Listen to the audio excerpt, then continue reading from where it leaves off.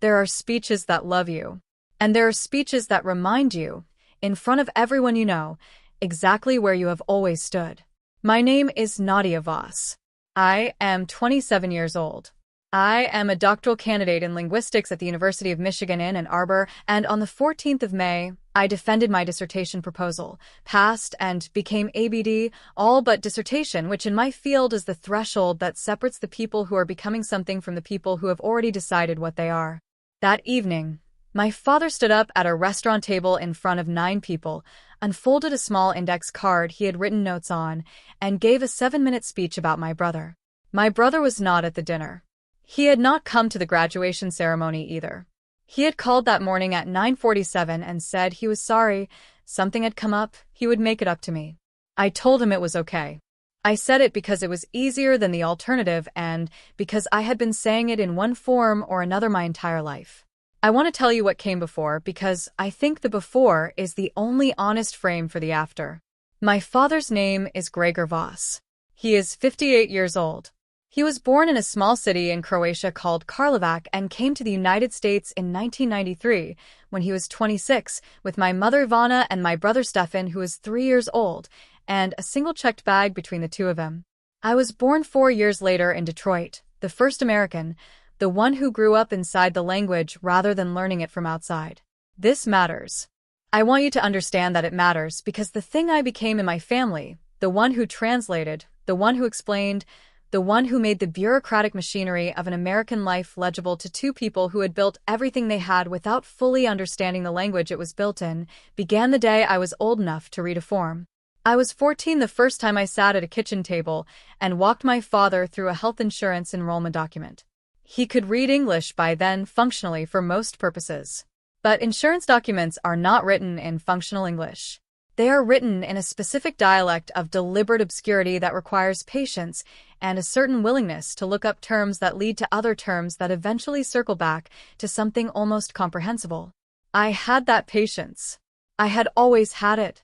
Language was the thing that came easiest to me, which is perhaps why I ended up spending my 20s studying it formally, pulling it apart at the seams to see what held it together. After the insurance enrollment, it was the tax forms, then the lease renewal.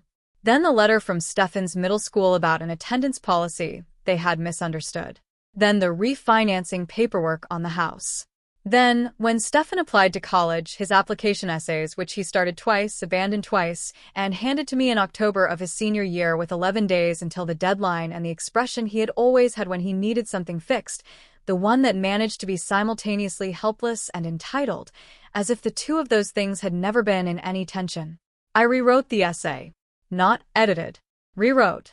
I sat at my own desk in my dormitory room at Michigan on a Tuesday evening, and I wrote 650 words in Stefan's voice, or the version of his voice I had been performing since childhood whenever the situation required someone to speak for him, and I sent it to him, and he submitted it without changing a word.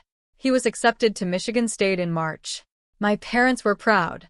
They called me that evening to share the news. Nobody mentioned the essay. I want to tell you about the Sunday calls because I think they are the part of this story that says the most about the thing I had been doing without fully examining it. Every Sunday evening at 7 p.m., for 6 years, I called my father. Not because he asked me to, not because there was a standing arrangement, because I had started doing it in my first semester at Michigan when I was 18 and homesick in the specific way of someone who has left a place that was never entirely comfortable but was still theirs, and the call had felt like the right thing to do. And then the next Sunday it had felt like the same, and by the time I understood, I was maintaining an infrastructure rather than having a conversation. I had been doing it for 3 years, and stopping felt like a decision that would require more energy than continuing. My father is not an unkind man. I want to say this clearly and mean it. He is not a man who would deliberately make his daughter feel overlooked. He is a man who came from a place where warmth was demonstrated through providing, through practical acts, through the building of stable things, and who absorbed those demonstrations so completely that he built his entire understanding of love around the capacity to give concrete things. He could give Stefan the concrete thing of his attention and his pride because Stefan was loud and present and asked for things in the register my father understood. I had never asked for anything in that register. I had simply shown up, competently, quietly, and translated the world for him, and he had received it the way you receive a service you have come to depend on, with the particular blindness of someone who has never had to imagine its absence. Tell me where you are right now. What does the evening look like from where you are? Is it still light, or has it gone dark already? I ask because I want you to hold your ordinary evening while I tell you about mine. The graduation ceremony was at 10 a.m. The department held a small reception afterward in a courtyard outside the linguistics building. White tablecloths, sparkling water, faculty in regalia shaking hands. My advisor, Professor Diane Calloway, who had read 4 drafts of my proposal and returned each one with 7 pages of margin notes, and the specific brutal patience of someone who believes you are capable of more, found me near the refreshment table and said, "You did the work, Nadia. This one is yours." She said it directly, without the softening that sometimes accompanies compliments from advisors to students, and I took it in the way it was given, as a statement of fact between 2 people who had spent 2 years working on the same problem. My parents arrived from Detroit at 11:30.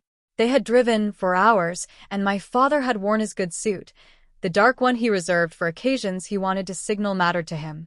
My mother had brought flowers, white tulips, wrapped in paper from the flower shop on their street that she had clearly driven to specifically rather than stopping at a gas station. She cried when she saw me in my academic regalia, and I held her hand for a moment and felt the particular complicated warmth of being genuinely loved by people who do not always know how to direct it accurately. My father shook my hand, then, after a beat, pulled me into a brief hug. He smelled like the soap he had used my entire life. He said, "We are proud." He said it in the slightly formal way he had when he was operating in English at the level of ceremony, the way the language never quite became natural for him when the stakes were high. I said thank you. I meant it. The dinner was at a restaurant called Arbor and Mill, a 12-minute drive from the Michigan campus, with exposed brick and good lighting and a prix-fixe menu I had selected after reading 47 reviews over the course of 3 evenings in April. I had made the reservation 6 weeks earlier. I had sent the details to 7 family members in a group message, including hotel recommendations and parking information for those driving from out of state. My mother's younger sister, Aunt Petra Vasic, had flown in from Sarajevo specifically, a 13-hour journey involving 2 connections and a 6-hour layover in Frankfurt, and I had arranged for someone to meet her at Detroit Metro and drive her to Ann Arbor. My cousin Luca, 24, had driven from Columbus. My father's brother, Uncle Mirko, and his wife had come from Cleveland. 9 people total around a round table in a private dining room I had requested when I made the reservation because I had thought about the acoustics of the evening and wanted everyone to be able to hear each other. Stefan's seat was empty. He had texted at 9:47 that morning. Something had come up. He was sorry. He would make it up to me. I had placed a small card at his seat anyway because I had made place cards for everyone because I was the kind of person who made place cards when there was a dinner to organize, and removing his would have required a decision I did not want to make in the 15 minutes before people arrived. The dinner was good. The food was correct.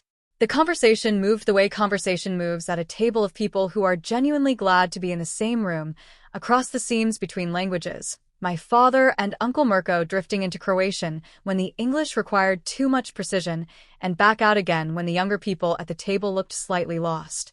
Aunt Petra, who had been watching me across the table since she arrived in the way she has, which is the watching of someone who is actually paying attention rather than waiting for her turn to speak, caught my eye once during a lull and smiled in the specific way of a person who sees something clearly and wants you to know it. My father stood up at 8:41 p.m. He does this at dinners. He has always done it. It is the thing he does at occasions that feel to him like occasions, the slight pushback from the table, the standing, the clearing of the throat, the reaching into his jacket pocket for the index card he has written notes on because his English, under pressure, sometimes loses the thread if he doesn't have something to follow. I had seen him do it at my cousin's wedding and at my grandparents' anniversary and at Stefan's high school graduation 8 years ago, and I always felt when he stood up a particular anticipatory warmth, the warmth of knowing your father takes the moment seriously enough to prepare for it. He unfolded the index card. He looked at it for a moment. Then he looked up. His eyes moved to Stefan's empty chair first. Just for a second. The way a person's eyes move when they are orienting, finding the landmarks of the room before they begin. But the landmark he found first was the empty chair. I noticed it. I registered it the way I had been registering small calibrations of my father's attention my entire life, the unconscious inventory of where it landed and where it did not.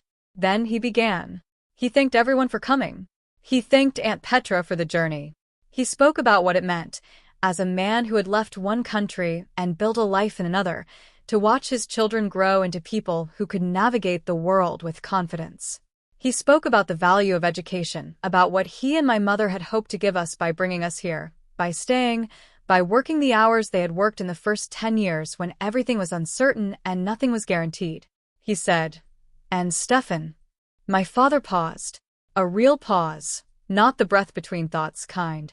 The kind where a man is finding a feeling. He said Stefan had always had a gift. He said Stefan's mind worked in a way that, from the time he was very small, had shown something special. He said he knew Stefan was not here tonight, and that was hard. His voice caught slightly on that, a genuine catch, not performed, but that he wanted to say in front of everyone that he believed in Stefan. That he knew what Stefan was capable of. That the path was not always straight, and that was okay. That he, Gregor Voss, was proud of his son and certain of what was coming for him. 7 minutes. I counted afterward from the time marker on my phone screen when I checked it under the table. Then my father raised his glass and said, "To Nadia, today her big day. We are proud." 8 words. After 7 minutes, 8 words, and the glass raised and the table raising theirs, and the brief collective sound of a toast completed.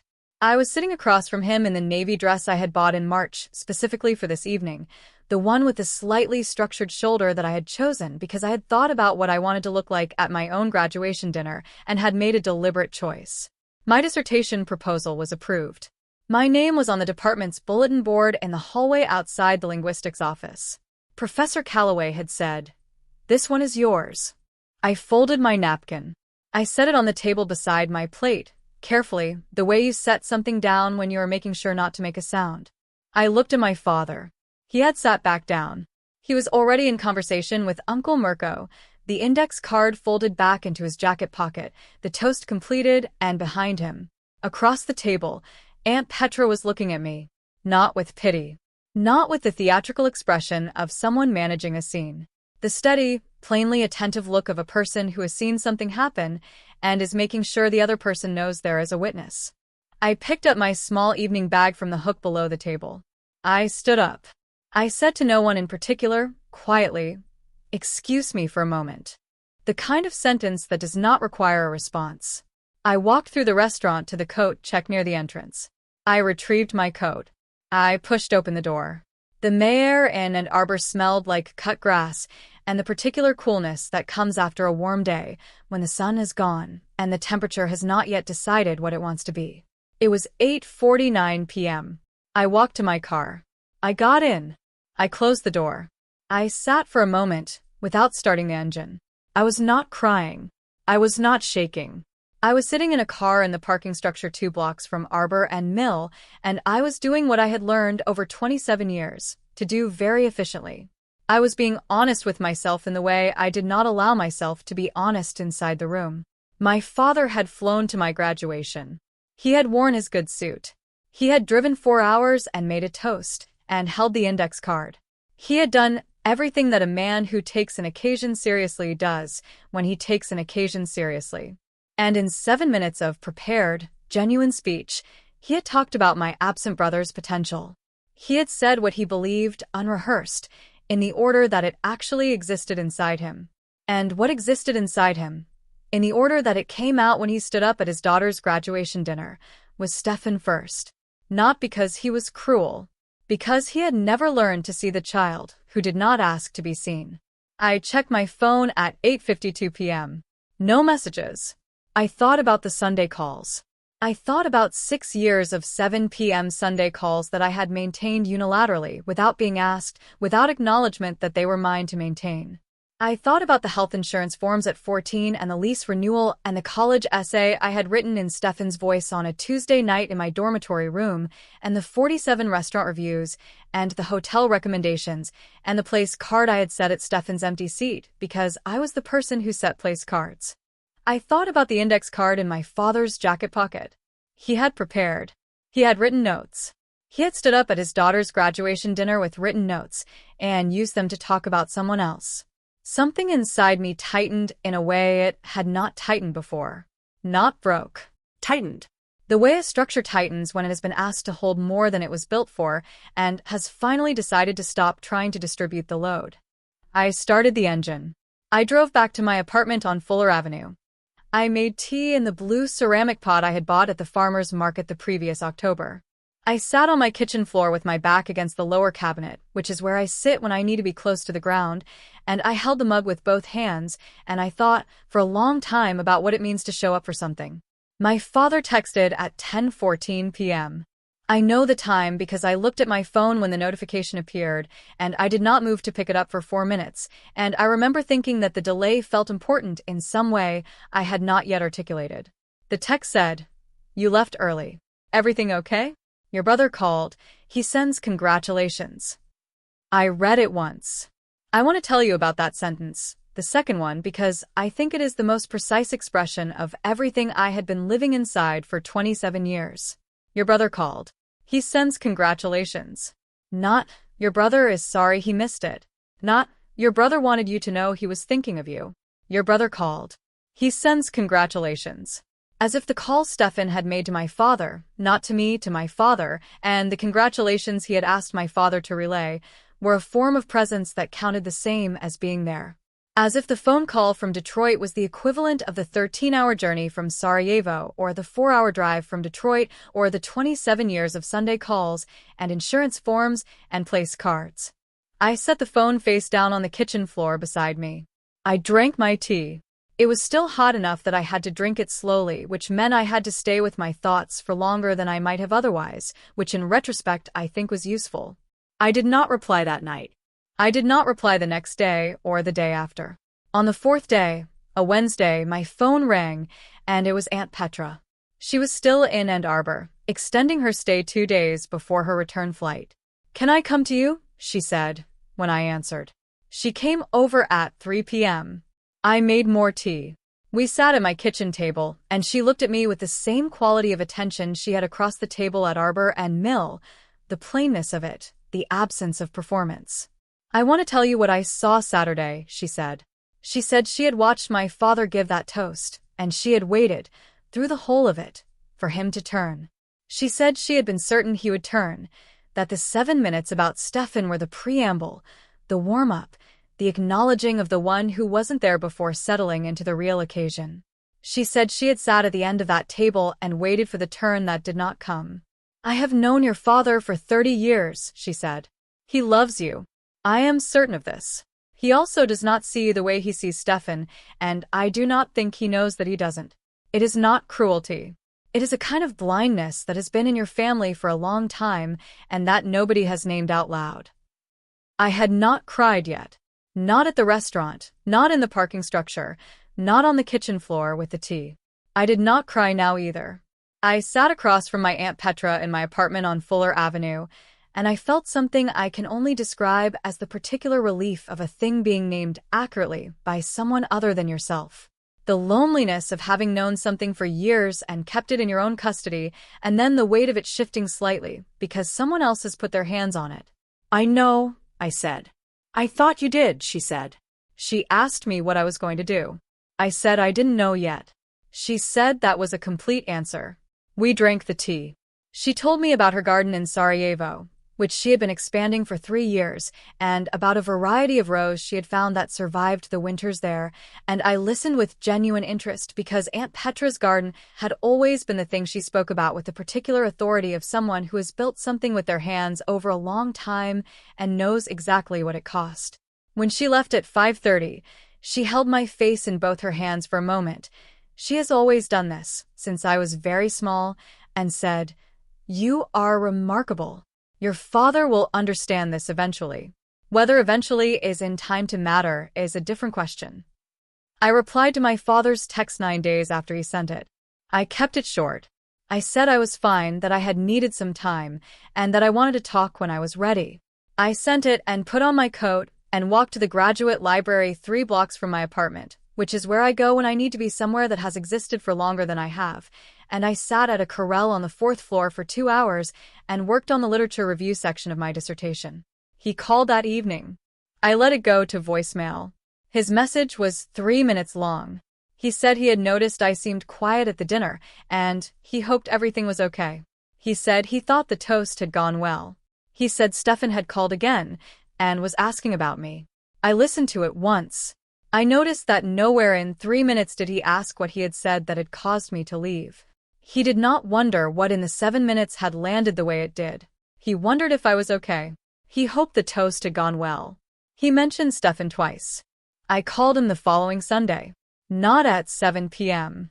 At 11 in the morning, after I had finished coffee and sat with the week's work for an hour and felt clear enough to have the conversation I needed to have without losing the thread of what I meant to say. He answered on the first ring. We talked for 38 minutes. He was, as he always was, warm and slightly confused by what the difficulty was, because from inside his account of the evening, there had been a toast, and it had included me, and I had left early, and these things did not add up to a problem the way they added up to a problem from where I had been sitting. I let him finish his version. Then I said, Tada. You gave a 7-minute speech, and you talked about Stefan for most of it. Stefan was not there. I was sitting across from you in my graduation dress. I had organized the dinner. I had arranged for Aunt Petra to be in that room. I had been calling you every Sunday for 6 years. You talked about Stefan's potential. A silence. I know it was not deliberate, I said. I am not calling to tell you that you are a bad father. I am calling because I have been the quiet one my entire life, and I have been telling myself for most of those years that quiet was the same as fine, that because I did not ask for the attention I did not need it. I am done telling myself that. He was quiet for a long time. Then he said in Croatian, which is what he does when the English fails him under pressure, Nisam znao. I did not know, I said in English. I know. That is exactly what I have been sitting with. We ended the call without resolution, which I had expected. My father is not a man who rounds a corner in a single phone call. He needs to sit with things. He needed to sit with the word Nisam znao and let it be true before he could figure out what to do about it. I had not called in search of a resolution. I had called because I had spent 27 years being the person who showed up and translated and organized and called every Sunday and wrote the essays and made the place cards, and I had been doing all of it in the belief that visibility could be earned through usefulness, and the 7 minutes at Arbor and Mill had told me, in the most precise and unambiguous language available, that usefulness and visibility were not the same thing. I needed to say that plainly. I needed him to hear it in real time, not in a text message, not in a voicemail, not in the managed form I would have given it a year ago. The call was real. The silence on his end was real. The Croatian Nisam znao was the most honest thing he had said to me in years, perhaps because it was the one thing he could not manage in English, and the managing was what had always been in the way. I started skipping the Sunday calls. Not all of them. Not permanently. I called on Tuesdays now, sometimes, or not at all some weeks, and I let the week's rhythm decide rather than the standing obligation I had inherited for myself at 18. My father noticed. He texted once to ask if I was traveling. I said no, just adjusting my schedule. He did not ask further. The conversation had happened. Something in both of us knew that the old infrastructure was not returning in exactly the same form. In July, my father sent me a letter. A physical letter. Handwritten, in the slightly formal English he used when he wanted to be careful, with 2 sentences in Croatian at the end. He said he had been thinking about the graduation dinner. He said he had talked to my mother and to Petra, who had called him from Sarajevo. He said he did not fully understand yet, but he was trying to. He said he was proud of me, not the toast version, the 2 words at the end, but a full paragraph, specific about the proposal and the department, and what he knew it had cost me to get there. He signed it, Tada. I read it at my kitchen table on a Tuesday morning before I left for the university. I read it twice. Then I folded it and put it in the small wooden box on my bookshelf where I keep the things I want to be able to find. I did not call him right away. I sat with the letter for 2 days, the way you sit with something when you want to receive it properly rather than immediately. Then I called on a Sunday at 7 p.m. because that was the time that was ours, and we talked for an hour, and it was the most honest conversation we had ever had, not resolved, not sealed, but honest in the way that only comes after someone has sat with the true version of something long enough to stop needing it to be different. I am still writing the dissertation. The literature review is done. The methodology chapter is nearly there. Professor Calloway said last week that the shape of the argument was strong and that the work was mine in the way that good work is yours, meaning it could not have been done by anyone else, meaning the specific history of the person doing it is inside it in ways that matter. I think about that when I sit at the Corral on the 4th floor of the Graduate Library, surrounded by the work of people who came before me and left the evidence of their thinking in the form of bound volumes on the shelves. I think about what it means to build something that holds your name accurately. Not the place card version, the one I set at the table for other people. The actual version. The one that belongs to the work. Some people can only love in the language of the person who asks loudest. My father loved me. He also could not see me the way he saw Stefan, and I spent 27 years trying to translate myself into a frequency he could receive, and it did not work, and it was not going to work because the problem was never the signal. The problem was that he had not yet learned to listen for it. He is learning. Slowly. In letters and in 38-minute phone calls, and in the specific discomfort of a man who has been told something true about himself and cannot unknow it. That is not nothing. That is, in fact, more than I had let myself hope for. Showing up is not the same as being present. Congratulations is not the same as witness. A father who names his absent son at his daughter's graduation is not celebrating her. He is telling her where she ranks. I drove past the linguistics building last week on my way to a seminar. The department bulletin board was visible through the glass doors, my name still on it from the proposal defense. I did not stop. I kept driving and thought about the Corral on the 4th floor and the methodology chapter and Professor Calloway's margin notes, and the Tuesday morning I had read my father's letter at the kitchen table before leaving for the day. I thought about what it feels like to have your name said accurately by someone who knows what it costs. I thought, I have been saying it accurately for years. That was always enough. I just had to stop waiting for someone else to confirm it. The morning was cold and clear and completely mine.